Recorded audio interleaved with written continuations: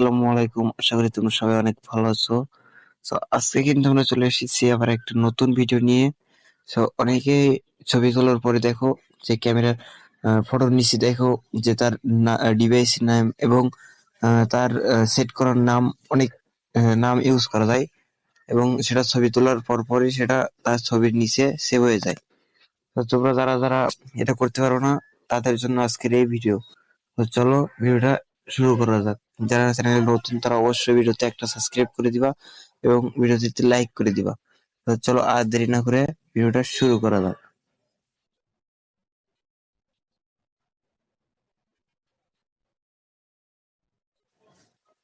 প্রথমে আমরা চলে আসবো ক্যামেরাতে।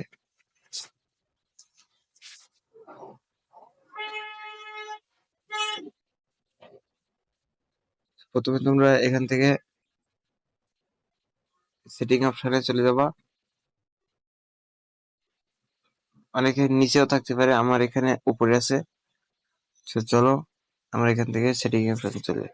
তো এখান থেকে কিন্তু এই যে ওয়াটারমার্ক এই অপশনে ঢুকতে হবে। এরপরে এখানে দেখো আমার এট time spam on photos, device watermark, custom watermark, আমার কিন্তু সবগুলাই অন করা রয়েছে। এদিকেও টাইম।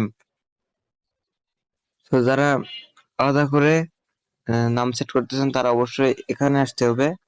এই যে এখান থেকে যে কাস্টম ওয়াটারমার্ক, এখানে আসতে হবে এখানে। তারপর এখানে একটা ক্লিক করে এর ভিতরে ঢুকতে হবে। তারপর এখানে দেখেন আমার নাম দেওয়া রয়েছে রাকিবুল হাসান। আমার কিন্তু এখানে সেট করে রয়েছে। যাদের সেট করা নেই তারা অবশ্যই এখান থেকে সেট করে রাখবেন।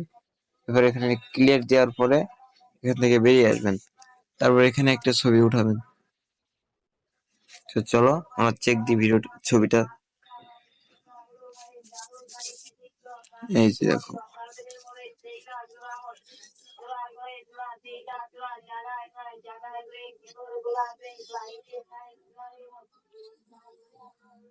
এই যে দেখো আমার ছবি। তো যারা যারা ভিডিওটা দেখে উপকারিত হয়েছে আশা করি, তো সবাই ভিডিওটা একটু সাবস্ক্রাইব এবং লাইক করে দিবা। Bye bye.